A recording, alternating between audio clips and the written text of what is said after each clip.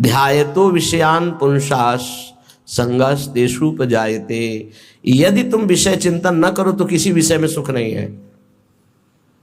तुम्हारा जब एकांत में चिंतन बनता है तब वो तुम्हें चिंतन के कारण सुखानुभूति होती है, ना कि उस विषय में सुख है। जैसे एक कुत्ता सूखी हड्डी लेकर एकांत में भागता है कि मेरे सुख को कोई छीन न ले, और जब चबाता है तो उसी की गलफरों से रक्त स्राव होकर हड्डी में दिखाई देता है। उसको लगता है इसमें रस है, इसमें पावर है, कुछ नहीं। ऐसे ही अज्ञानी पुरुष के द्वारा समस्त भोगों के भोगने का जो चिंतन है, वही चिंतन उसे सुखानुभूति कराता है, न कि भोगों में। नहीं तो भगवान की आज्ञा मानो, अनन्यस चिंतयन्तो माम, केवल भगवत चिंतन हो, फिर हमको परिणाम बताओ कौन सा भोग तुम्हें सुख प्रदान करता है। घृणा हो जाएगी। ये भगवत प्राप्त महात्मा कह रहे हैं, इनके वचनों को मानना चाहिए, अनुभव में नहीं उतरना चाहिए। ऐसा दलदल है भोगों का कि आज तक कोई अनुभव करके नहीं निकला है। जब निकला है तो रो के असंतुष्ट होकर के ही छोड़ा है। कभी कोई ऐसे भोग नहीं छोड़ पाया कि बहुत भोगा, हमें तृप्ति हो गई, अब मैं जा रहा हूं भगवान की शरण में। ऐसा कभी नहीं हुआ, एक भी नहीं हुआ। चाहे जितना बड़ा सम्राट हो, चाहे जितना भोग बाहुल्यता हो, रोया, पश्चाताप किया और असंतुष्ट होकर, अतृप्त होकर त्यागा। वही बात आज है आपके हृदय में कि आप अतृप्त हैं, भोगों से असंतुष्ट हैं, तो अनुभव के लिए मत जाइए। गुरुजनों की, महापुरुषों की बात मान लीजिए और उसका चिंतन छोड़ दीजिए। बस खास बात है, तुम्हारे को अगर कोई परेशान करता है तो तुम्हारा चिंतन परेशान करता है। अंदर से ठीक बैठकर देख लीजिए। बड़े भाग्यशाली उपासक है जिन्होंने अपने चिंतन को बचाने की चेष्टा की। कोई भी क्रिया तब होती है जब चिंतन होता है। ये बहुत सिद्धांत है, भगवान के वचन है। ध्यायतो विषयान पुंसास संगस तेषुपजायते।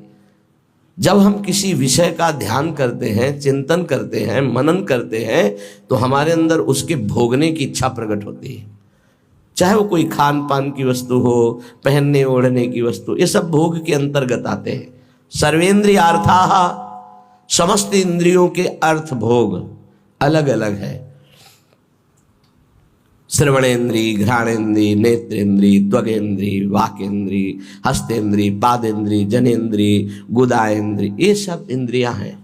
5 कर्मेंद्रियां हैं और 5 ज्ञानेन्द्रियां हैं। इनका मुखिया मन, ये 11।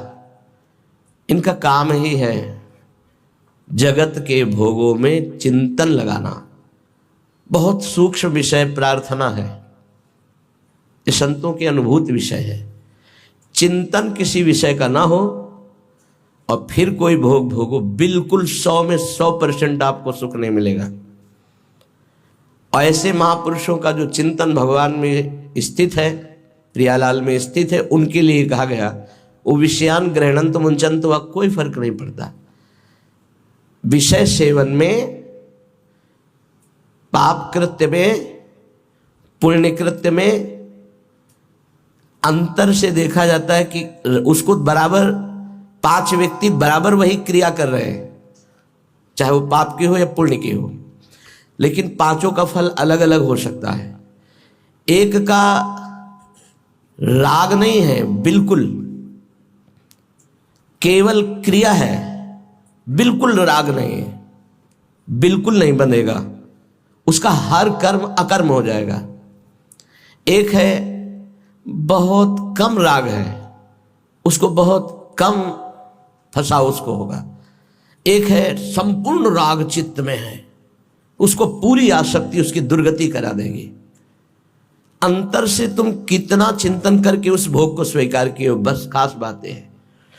इसीलिए भगवत प्राप्ति के मार्ग में चाहे जो विषय हो, यदि वो बहुत प्रिय लग रहा है और उसका हमारा चिंतन बना है, तो उसे हमें सेवन नहीं करना चाहिए, चाहे वो कितना सतोगुणी भोग क्यों ना हो, क्योंकि हमारा चिंतन बना है। और अगर हम भोगेंगे तो चिंतन पुष्ट हो जाएगा और बार बार चिंतन होगा तो हमारे चिंतन में विघ्न पड़ेगा। इसलिए जिस वस्तु का चिंतन हो कि आज तो अमुक चीज खानी है, अमुक चीज देखनी है, अमुक चीज भोगनी है, उसका बहुत सरलता पूर्वक यदि माया ने सानिध्य दे दिया है तो भी ना भोगा जाए।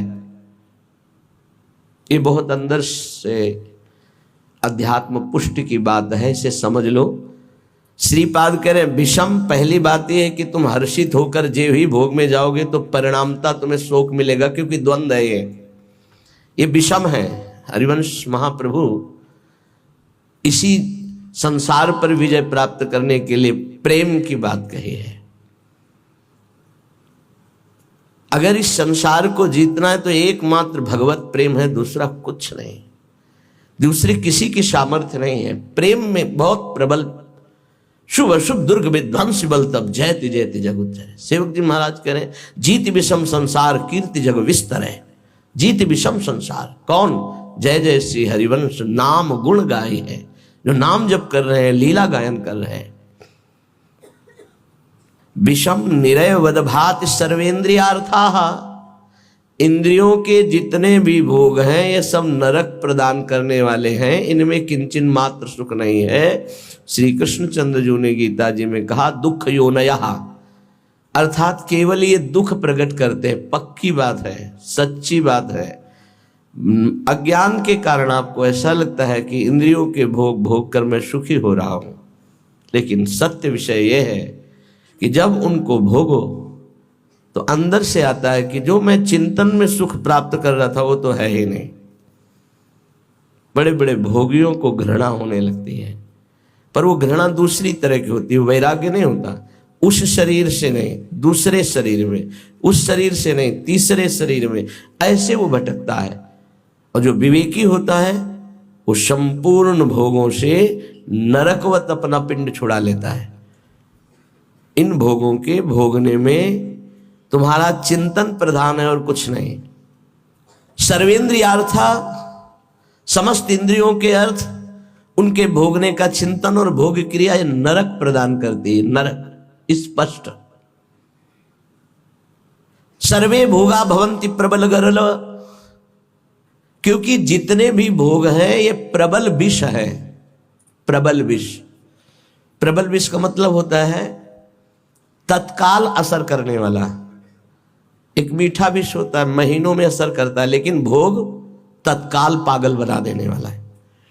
चिंतन हुआ, सानिध्य भोग का हुआ, पागल बन गया, क्या करना चाहिए क्या नहीं करना चाहिए सब भूल गया। देखो कितना असर चढ़ा उसका, कि उसका चिंतन, उसकी क्रिया सब भागवतिक मिट गई, और उस समय वो कामांध हो गया, उस समय वो वासना में हो गया, सारा चिंतन खत्म, सारी की सारी वृत्ति। ये जहर है। इसे कह रहे सर्वे भोगा भवंति प्रबल गरल। ये प्रबल विष है जो तत्काल चढ़ता है, देखने से चढ़ता है, छूने से चढ़ता है, चिंतन से चढ़ता है, फिर भोगने से क्या होता होगा। ये ऐसा प्रबल गरल है, विष है, कि एक विष तो खाने से ही केवल एक शरीर में चढ़ेगा, एक जन्म नष्ट करेगा। लेकिन ये भोग कह रहे सर्वे भोगा भवंती प्रबल गरला, ये इतना बड़ा विष है कि देखने से चढ़ जाता है, सुनने से चढ़ जाता है, चिंतन से चढ़ जाता है, फिर भोगने से क्या दुर्गति होगी। इसलिए का निरवय वदभाति सर्वेंद्रियार्था, जो इंद्रियों के भोगों का चिंतन करके उनको भोग कर सुखानुभूति करते उनको नरक की प्राप्ति होती। भगवान ने भी कहा त्रिविधम नरकस्येदम द्वारं नाशं मात्मनः कामः क्रोधा तथा लोभा तस्मादेत्रेम त्यजेत। ये तीनों नरक के द्वार हैं, काम क्रोध लोभ, ये निश्चित नरक प्रदान करते हैं। वन्युद्भट ज्वाल कल्पाहा, और ये भोग क्या करते हैं, हृदय को जलाते हैं, अग्नि जैसे जला करके त्वगेंद्री को, शरीर को कष्ट देती है। लेकिन ये कारण शरीर तक प्रभाव डालते हैं भोग, स्वभाव, अंतःकरण, इंद्रियां और स्थूल शरीर भी। इस तीनों शरीरों पर विष का प्रभाव पड़े, ऐसा विष की रचना आज तक नहीं हुई प्रकृति में।